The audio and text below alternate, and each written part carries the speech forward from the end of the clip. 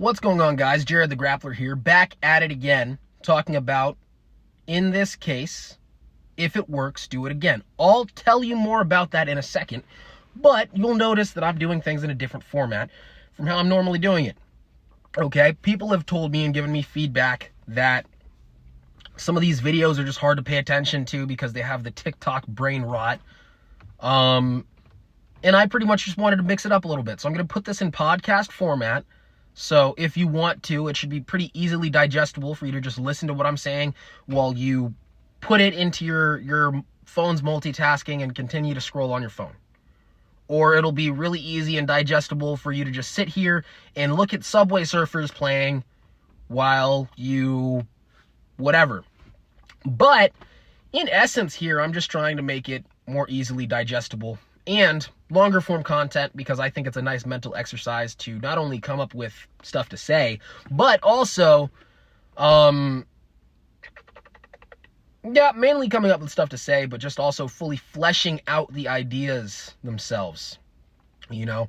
But anyway, if it works, do it again. What do I mean by this? When you're sparring, sometimes you'll go out there and you'll land a jab, and you'll see very good fighters who will have success initially by landing a couple jabs, and their coaches will go and beg them to get back to that jab later on in the fight.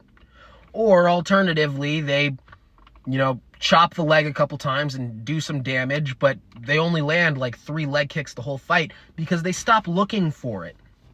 Okay?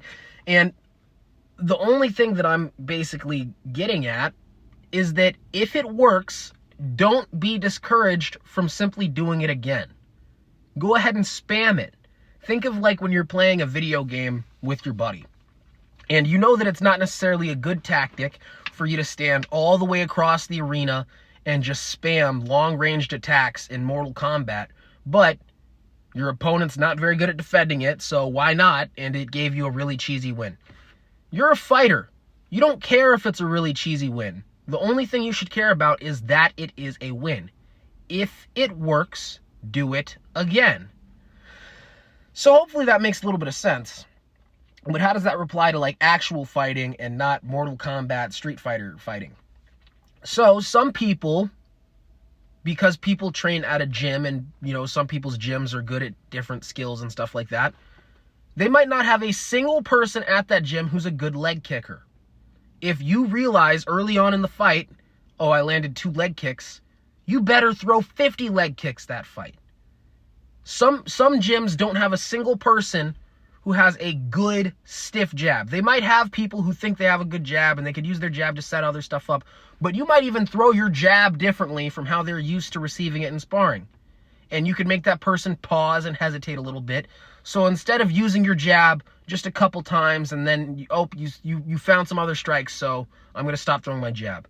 No, you could stick on that thing and throw that jab 20, 30 times, land that jab 20, 30 times around. Okay? Hopefully you get what I'm saying. But the point here of if it works, do it again, is that your opponent has some defensive issues, evidently, because I'm going to go off onto an analogy here, right? When you're on a computer and you're trying to do some research, I'm going to download an article for me to do some like student research or something like that. Until I click that download button to see some research article or whatever, I don't know what the contents are of it. Okay? The moment I click download and that gets installed onto my computer, I could open that file and I could see, okay, boom, this is what that study has to say. Until then, it's just guesswork. When I choose to throw my jab, I don't know that you have a defensive hold for me to throw a jab and land it. When I throw my leg kick, I don't know that you're not going to check it, right? But the moment I actually do something, that right there is me opening up the study. I throw my jab, I land the jab, and I notice that you look like you didn't quite like it very much. Okay? I'm just going to keep downloading different files. Okay, let me open up some more studies. Jab, jab, jab. And now I know that some of those jabs will snap your head back. Some of those jabs I'm able to double jab you. Some of those jabs I'm able to triple jab you. Some of them I'm able to pause right in front of you, wait for a counter, and you don't even throw anything. And now I downloaded all this information to know that you leave your head in one place, to know that if I jab you, you don't have the muscle memory to immediately fire back and hurt me. You don't have the whatever, okay? So basically, you've just given me a recipe on how to beat you already because you allowed me to land a few jabs, and I've just been thinking about jab, jab, jab. That's before round 2, round 3, round 4 has started, and I start actually playing with it. I just downloaded all the research, and I read the abstract. That's all that happened, okay? So the only thing that I'm encouraging you to do is pretty much have a mental checklist, all right? And you have all these techniques, and those techniques are going to be your favorite techniques, not the ones that are most aesthetically pleasing, but I mean, like, you hit a bag and you think, okay, I could do damage with that.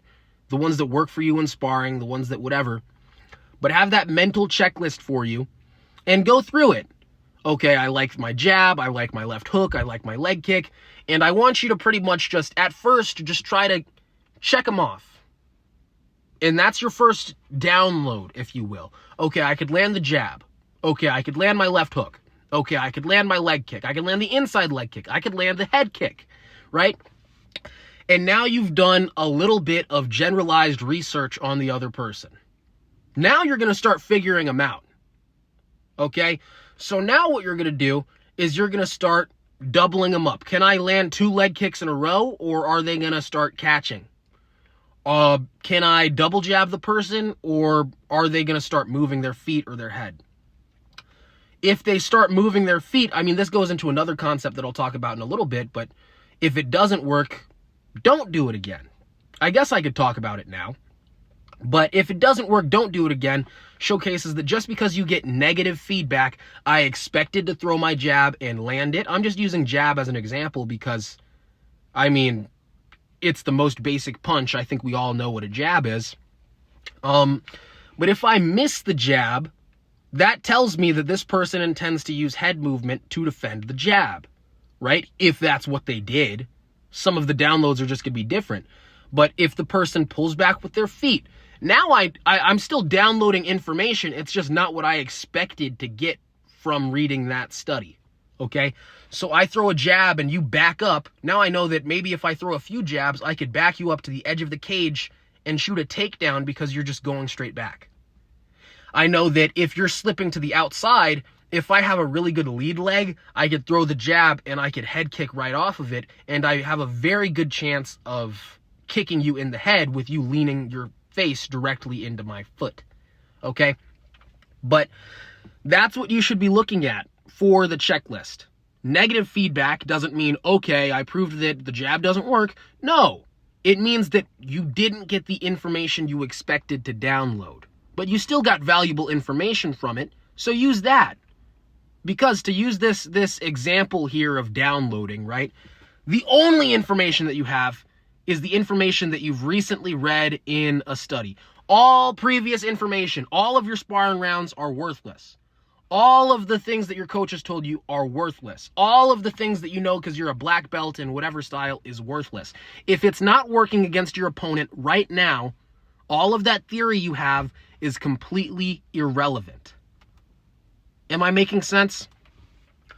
So what we're doing is research. I don't know that my takedowns are going to work, even if it's my best takedown. The only way for me to find out is by shooting it. If it doesn't work, I still got information. I still got valuable information, and I shouldn't let that discourage me because now I know some of my opponent's reactions.